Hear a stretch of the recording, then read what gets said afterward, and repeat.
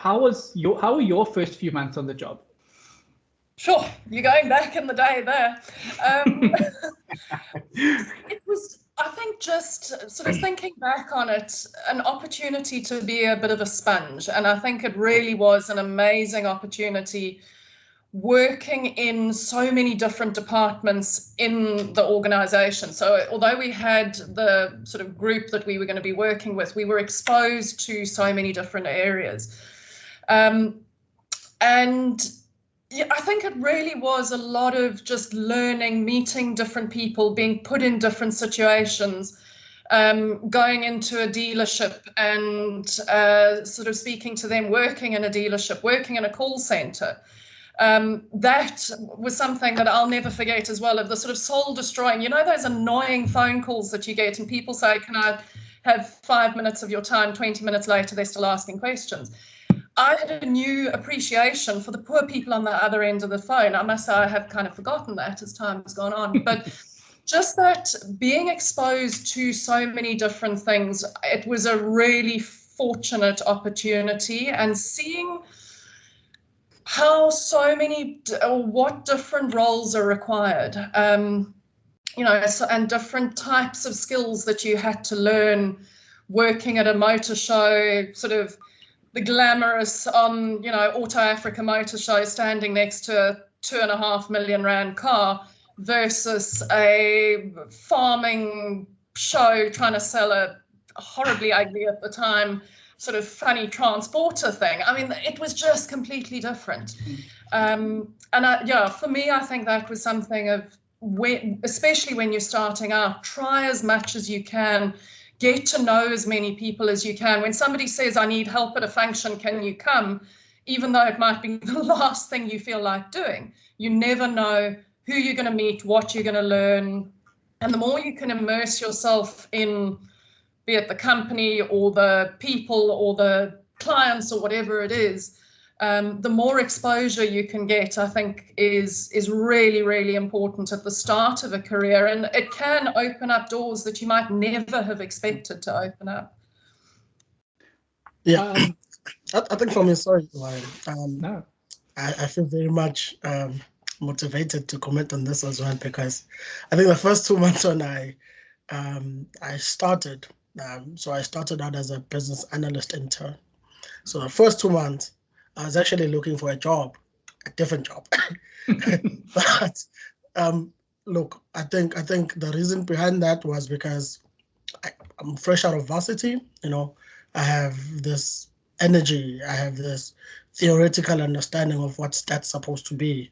You know, I've got these things that I have in my mind of how, you know, I want to use data. I want to be able to draw insights from data, you know, but neglecting the fact that it's just only been 2 months, right?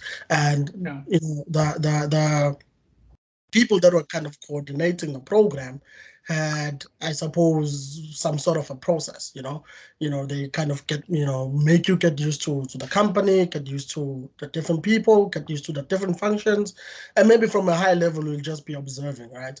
But because me coming from that perspective of saying, I actually want to get to the groundwork, you know, and I actually want to do stuff, you might end up feeling like, okay, no, this actually is not the right place for me.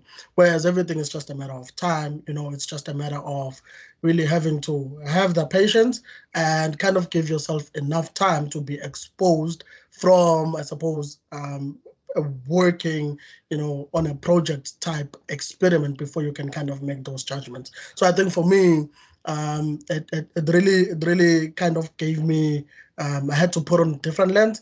And when I got there, there were people that had been through the same program, and they had not so very much good experiences about the program, which became a very important thing for me to note, because right then and there I had to make a decision to either follow what they were saying and kind of sit back because nothing is ever going to happen, or I kind of make things happen for myself, in the sense that I reach out, hey, this new guy that comes from nowhere, you know, I can do this and that. I would like to learn, how do you actually draw data from a certain data source? I have no idea how you kind of do that, you know, kind of like, you know, as Dr. Kudo was saying, become a sponge. You can use me, I'm available. Because at that time, the first 6 months, particularly for me, there was no specific designated project that, you know, they kind of say, this is CS baby, you know, because at the time, I mean, you're relatively new, so you can kind of jump around. I mean, I come from a stats background, but I was sitting with people that were CAs doing, you know, short-term planning, medium-term planning, finance work, really, report producing, you know, which was, for me, it's something that's outside of what I wanted to do, because, you know, what I know, we have to clean data, we have to put this data into a model, you know, kind of measure its accuracy and productionalize it. That's what I wanted to learn. But it's just a matter of coming down, kind of having that insight of knowing that you are here to learn, and you're also here to offer your resources as well to people. And for me, it worked, because I think the previous people that were part of the program, all of them kind of, because it was a one-year program at the time, they either changed to different teams or they kind of left the company as a whole. But for me, because I could kind of move within and people got to know me, and I could kind of build meaningful relationships with people, they knew that, hey, there's a guy that, you know, we know that if we need help with, even if it's something not related to what he's doing, but we know that we can count on him. You know, that opened a bigger door for me to say that, hey, when the right opportunity that now concentrated on me having to use my statistical tools came, everyone kind of knew that, hey, the first person to contact is Sia, because, you know, he's got the right attitude. He's passionate about what he wants to do. So I think that's very important to kind of note when you kind of move from, you know, varsity to your first job, that, you know, you're kind of not there to solve that biggest problem that whatever your institution has. You are really there to kind of grow within, and there will come a time whereby you own your baby, and when that time comes, you really won't enjoy it. You wish to go back. But yeah, that's been my experience.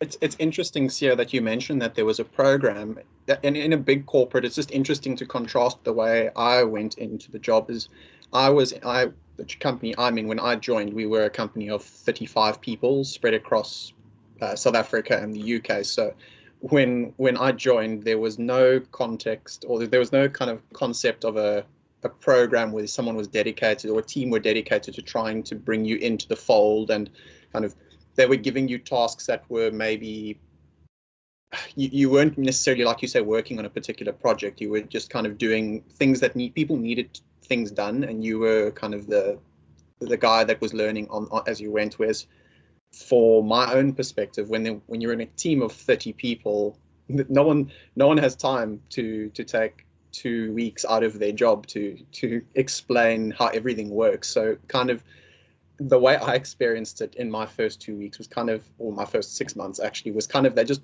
threw information at you, and they hoped that 10% of it would stick, and you were just on the go.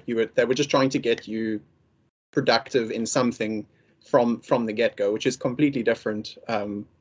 So there's kind of overlaps, but slightly different between your experience. Paul, it'd be actually interesting to hear your take, because you've worked at, I don't know if it differs from banking to healthcare to kind of retail.